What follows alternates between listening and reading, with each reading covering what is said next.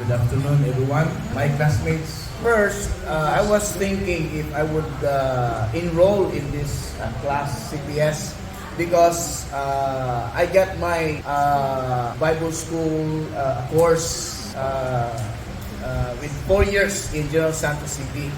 So I doubted if I could join with this class. But because of my hunger to learn more, I enrolled myself in enjoying for this class. And even I learned so much in this class, especially soteriology. Okay? Because in my seminary in General Santos, there's a lot of questions in my mind that was not addressed to me, and I still have a lot of. But because of this class, I am so enlightened. Yeah, I got so many lessons, learnings because I enrolled myself to this class. Thank you, Reverend Mona, and I thank all the professors. We're so very blessed because the professors are they have doctorate degree, But in my seminary there was none. No doctor's degree. It's a social. Yeah, so only bachelor. Yeah, so we are so blessed. That's all. Thank you so much. I personally thank you so much for having, when you come here, because it really gives me more deeper understanding of the Word of God. Which means that I just said last night, I became so eagerly and even boldly to share the Word of God with my friend last night about the salvation, because she was so confused about it. But because of the study that we had, and then I became so bold. So what I say now is that the study, as you said, that when we study more deeper the Word of God, we will not be fearful, and we are not concerned of anything but just to give what is the Word of God and what is the truth. So last night, I think I did help one of my friends, and I'm so grateful about it that it's already applied it already. So with all this, I really thank you with that. My knowledge and my wisdom, it becomes more deeper, and I'm really grateful because maybe some of you Koreans also come here, but then your dedication and your passion with this soteriology is really good, and it really has a deep impact in my personal belief. So I thank you so much for it. Okay. To our professor today. I am very thankful that as of now I am really understand where's the degree. I am now in the degree of astronomy, and I understand that sanctification is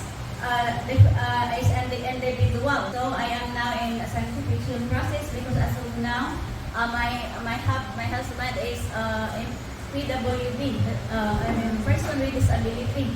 So I understand that sanctification is a process of trial. So I am glad to hear that whatever the situation I've experienced right now is a process of perfection. I am not perfect, but in God's will. Thank you. First is I would like to say thank you and glory to God for giving us the opportunity and privilege to be here, sa CPS. Although we are late, we didn't start it because many excuses before. Okay. But God is, the Holy Spirit convicted me to join, and I will let my husband join also. Okay, so thank you, Pastor, all of the Korean.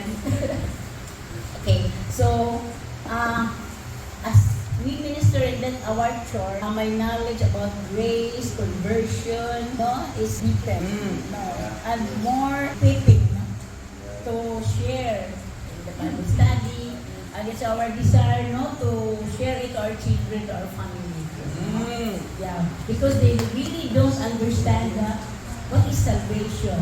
But they will go ask our grandchildren in the church, but they have also their Sunday school. But I think this our knowledge here, I want to share them also, no? To my siblings.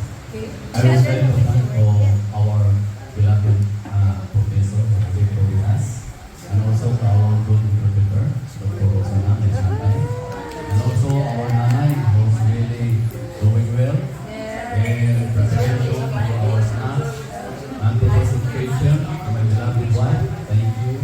To all my kamadiri, you are doing good, especially in our professor.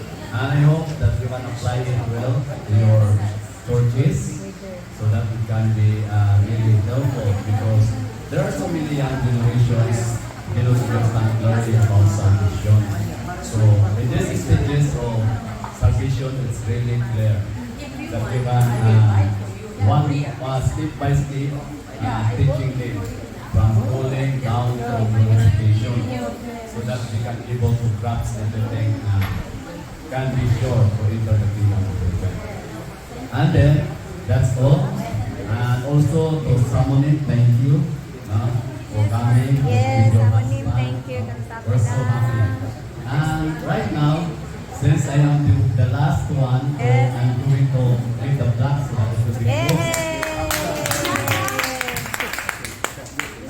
Black of appreciation is hereby presented to Reverend Junguna in grateful recognition and appreciation for his faithful and dedicated schooling as a visiting professor Stay there for them.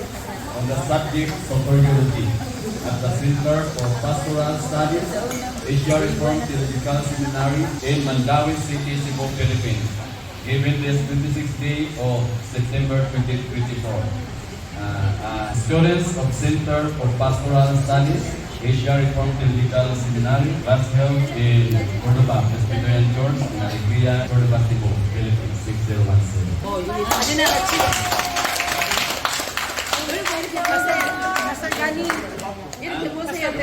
And we will follow